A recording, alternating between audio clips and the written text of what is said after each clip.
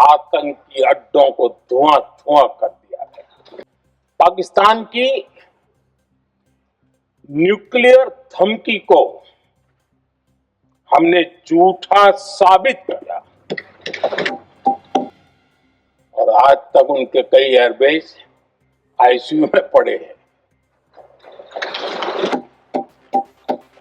आत्मनिर्भर भारत की ताकत को दुनिया ने पहचाना। पहलगाम हमले के बाद से ही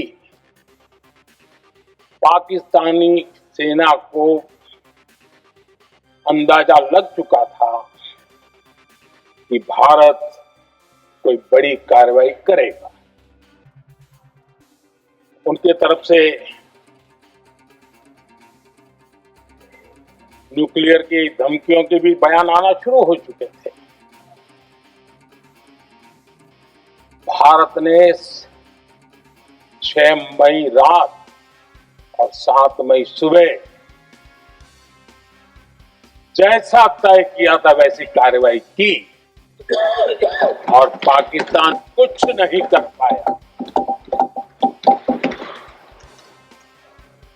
22 मिनट में 22 अप्रैल का बदला निर्धारित लक्ष्य के साथ हमारी सेना ने ले लिया। दूसरा पक्ष, आदरणीय अध्यक्ष जी, पाकिस्तान के साथ हमारी लड़ाई तो कई बार, लेकिन ये पहली ऐसी भारत की रणनीति बनी कि जिसमें पहले जहां कभी नहीं गए थे वहां हम पहुंचे। पाकिस्तान के कोने कोने में आतंकी अड्डों को धुआं धुआं कर दिया गया।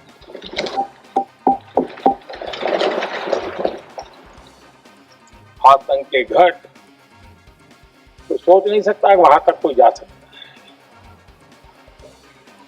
बहावलपुर और मुर्ग के उसको भी जमीन दोस्त कर दिया गया।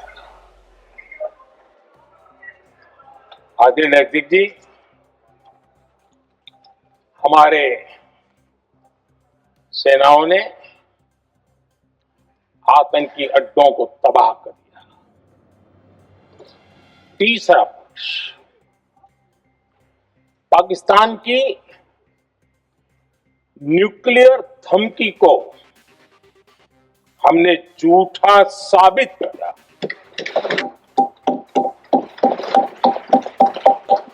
भारत ने सिद्ध कर दिया कि न्यूक्लियर ब्लैकमेलिंग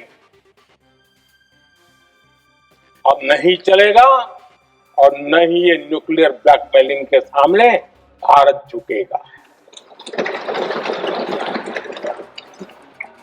आदरणीय अध्यक्ष जी,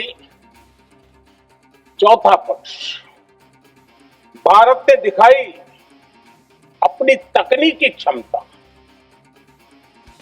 पाकिस्तान के सीने पर सटीक प्रहार किया। पाकिस्तान के एयरबेस एसेट्स को भारी नुकसान हुआ और आज तक उनके कई एयरबेस आईसीयू में पड़े हैं। आज टेक्नोलॉजी आधारित युद्ध का युग है। ऑपरेशन सिंदूर इस महारत में भी सफल सिद्ध हुआ है।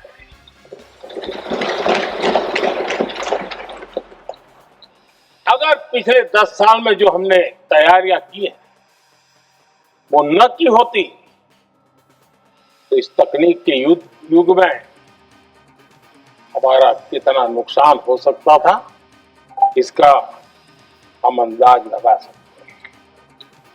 पांचवा पक्ष,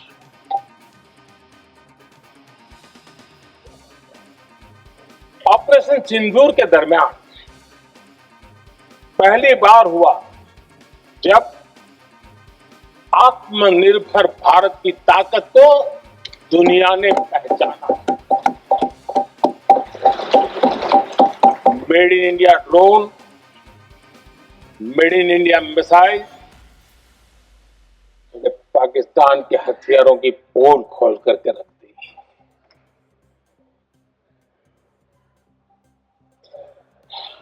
आदरणीय अध्यक्ष जी, और भी एक महत्वपूर्ण काम जो हुआ है, वैसे जब राजीव गांधी जी थे उस समय उनके जो डिफेंस का काम देखने वाले अमोज थे, उन्होंने जब मैंने सीडीएस की घोषणा की तो वो बहुत प्रसन्न होकर के मुझे मिलने आए थे और बहुत बहुत प्रसन्न थे। इस समय ऑपरेशन नेवी, आर्मी, एयरफोर्स,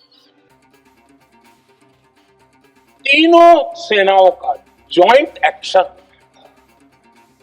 इसके बीच की सिनर्जी,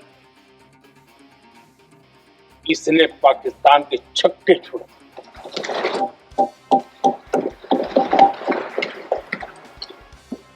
आदरणीय अध्यक्ष जी, आतंक की घटना पहले भी देश में होती थी,